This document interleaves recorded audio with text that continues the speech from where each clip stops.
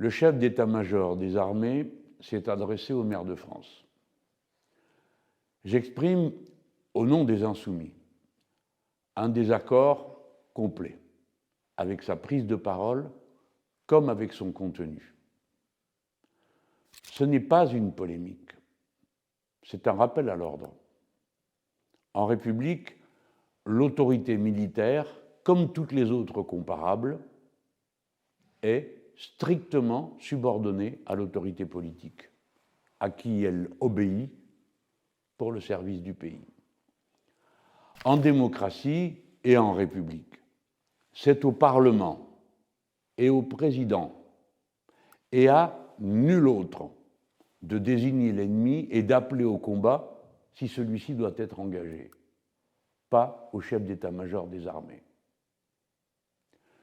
Dans ce domaine, davantage que dans tout autre, chacun doit être à sa place pour pouvoir ensuite être chacun, le cas échéant, à son poste. Nous ne voulons pas de la guerre. Elle n'a rien d'inéluctable à cette heure.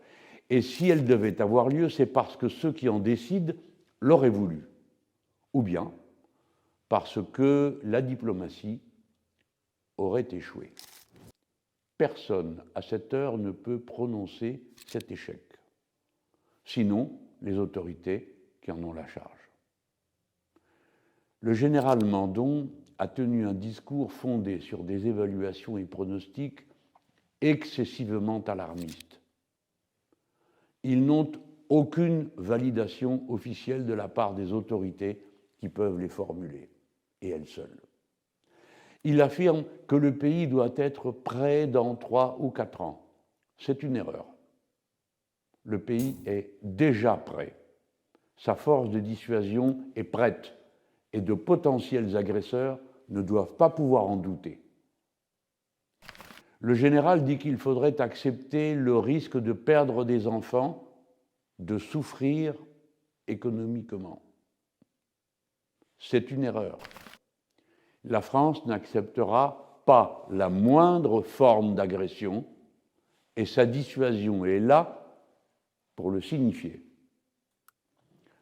Le général désigne des ennemis possibles. Encore une erreur. C'est à l'autorité politique du Parlement, au chef de l'État et à eux seuls de le faire. Car cet énoncé vaut ouverture du combat. Une telle usurpation de responsabilité, de tels propos sont inacceptables.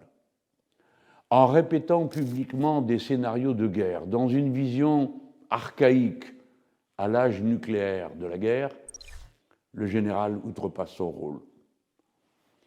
Les chefs militaires conseillent le pouvoir civil, c'est normal. Ils n'orientent pas pour autant les politiques de défense de la nation.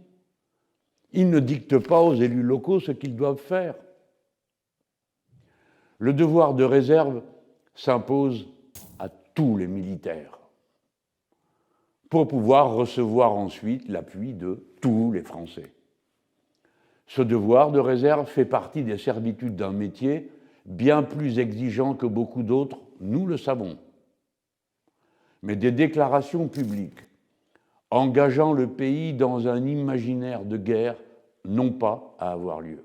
La France insoumise demande au président de la République, seul chef des armées, de rappeler à l'ordre le général Mandon.